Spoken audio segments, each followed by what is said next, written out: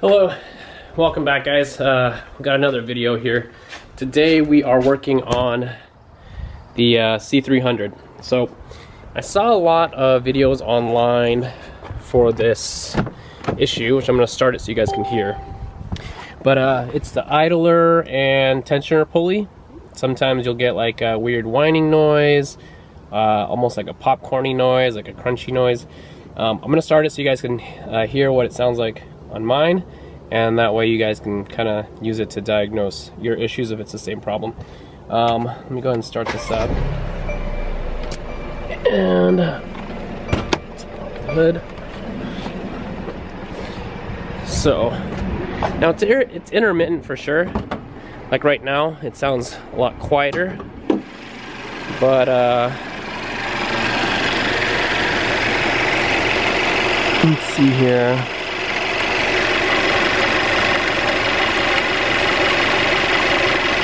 Well, you can kind of hear it.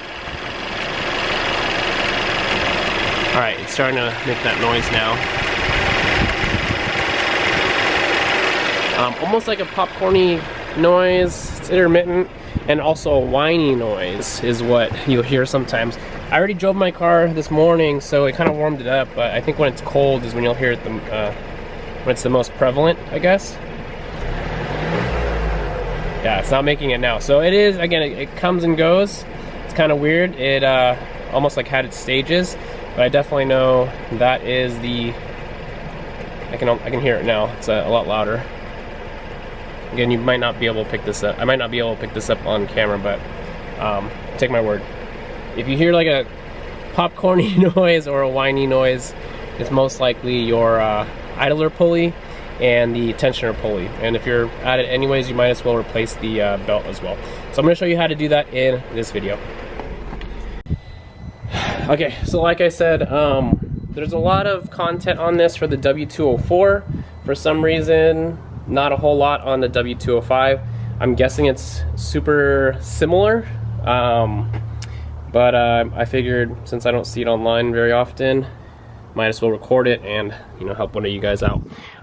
Doesn't look too cramped once we get rid of all this stuff. Again, I might be just being optimistic here, but I can see where the tensioner pulley is, and then I can also see where the idler pulley is. So we'll remove this right here and get some access to that front part of the motor. Just so you guys have the part numbers.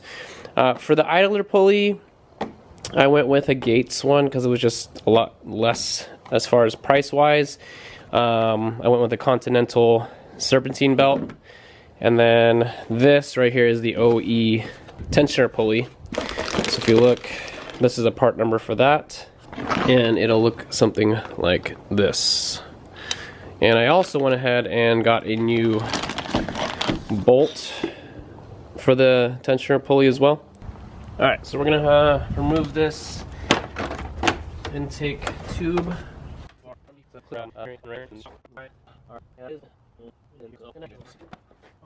Alright, just so you can see what we're working with here. Alright, so right here is the idler pulley. That should be an easy one to access. And then right here is a tensioner pulley, and if you look, there's that piece right there. So we're gonna go ahead, this bottom part right here, that's what you use to take the tension off so you can remove your belt. And then that nut behind it, that's the one that we're gonna remove, along with that one right here. And I'll go get the 12 point that we'll need so you can see that. You definitely wanna see how the serpentine belt wraps around. I'm gonna see if I can get a diagram and post it so you guys can see what it looks like, because it's gonna be kind of hard to show this since there's literally no room in there. Alright, so let's go ahead and remove that. I'm gonna do my best to find a spot to record this.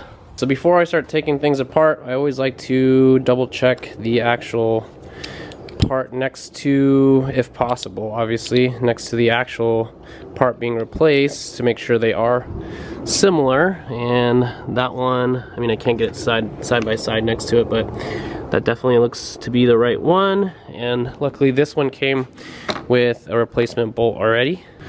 This right here is the pin to release the tension, so you don't want to pull that until you're all ready to go and this is all torqued down. But right here you'll get a 12 point, which I'll find out which size that is, and this is what's going to allow you to turn that and release the tension off the belt so you can remove the belt off. This is a 17 12 point socket. So you're gonna have to do this with two hands, one pulling tensioner and then just the other one slipping it off right here. There we go. And should be able to slip this off here. Alright, so now with that off, you should be able to wiggle this off. If you see, there's a pulley up here, the top left hand corner. There we go. Alright, so we got the belt out. This is also a good time to reference your replacement belt and make sure they are the same. Hopefully it's around the same. Yep, so if you look, this is roughly about the same size, so that's good. It's kind of new, so it's gonna be harder to pull out, but yeah. So similar size and length, and also obviously the rib amount. If you look, same amount of ribs. This one is getting older. You can tell because of it's drier, and you can almost see some cracking starting up. So definitely time for a replacement. All right, let's go back and remove. So I'm gonna go ahead and remove the idler pulley first. Hopefully you guys can still see it. This shouldn't be too tight. I think I saw it on there, it was like 20 foot-pounds, which is not a whole lot. Hopefully there's enough light. All right, so here is the old idler pulley.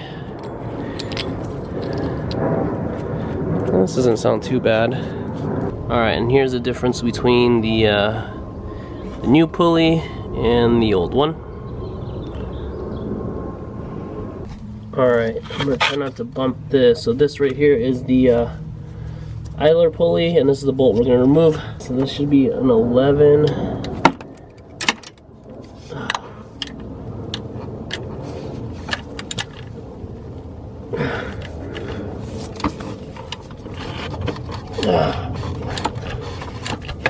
All right, there we go. So this is an 11 millimeter 12 point.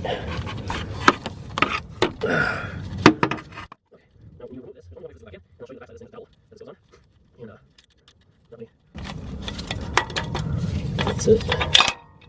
All right, so let me remove that. So on the back side there, you'll see that little hole right there where the dowel is supposed to go. That is for, oh, there's a bolt. That is for this right here. So there's only one way to put it in. So if you look at the new one, they look identical. The pin usually would have this spot right here. So you can see how much this is gonna turn to put tension on that belt. So from here to down here. So I'm gonna put this in first, and then we'll put this guy in, just so we have a little more space. The old bolt is a 12 point. The bolt that I got with the kit is, I think, a newer design because it's a standard hex bolt. So as long as you move it around, you'll feel that it's in the right spot and it sits flush. So I'm gonna tighten this down. So the torque is 25.8 foot-pounds. All right. So that one's good. Right, so the idler pulley, instead of 25 pounds, a little bit less at 22 pounds. I don't know if you guys can see this, but apologies if you can't.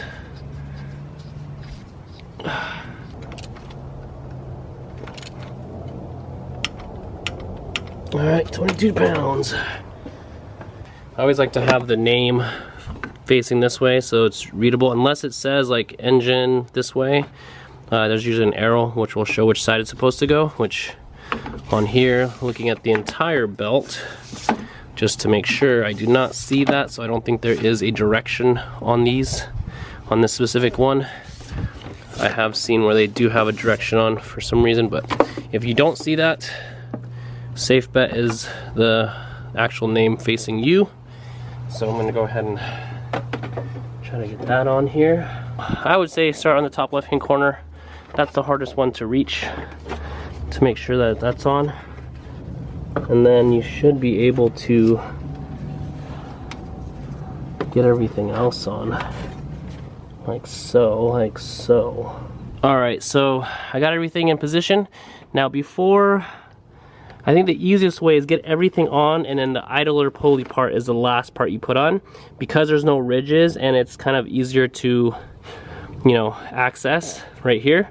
Get everything in the position that's supposed to go, and then the last bit should be the idler pulley, because then you can slip it on here since there's no teeth or ridges on this one. So everything should be pretty snug with when you have the right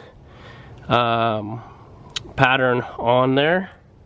So if you have a lot of space or the tension isn't, you know, too tight, you probably have it misconfigured. So now before I pull that release pin, I want to make sure that touching every pulley, that the actual belt is centered on each pulley all the way around, that it touches the actual pulley, just because if it is off a little bit, it can, what do you call it, when you start the car, it can go off track. And then also same thing on the actual idler pulley and the tensioner pulley, make sure that they are centered on there as well. But everything else looks good, so we are ready to pull that pin. I'm gonna go grab some pliers. Alright, so you can see that release pin right there. I'm gonna grab my vice clamps, and you should be able to wiggle it out. There you go. I don't know if I got that on film, but you should be able to wiggle it out with some force, just like that, and then the tension should be on. Let me go ahead and remove my light, and let's start her up. Alright, so before I start her up again, I do want to visually check, and I'm going to feel around again once more just to make sure all the belts are there. Should be good though. And then, yeah, it should be good to fire up. So hopefully that fixes our problem. If you know for sure yours is out, obviously, like I said, this should help out as far as the tools that you need and the part numbers. And again, it's not too big of a job. I'd say a good, like, you know, 30 minutes to an hour. But yeah, let's go ahead and I'm gonna do my once over, then we'll crank her up. All right, everything else looks good. So nothing's in the way. Let's see.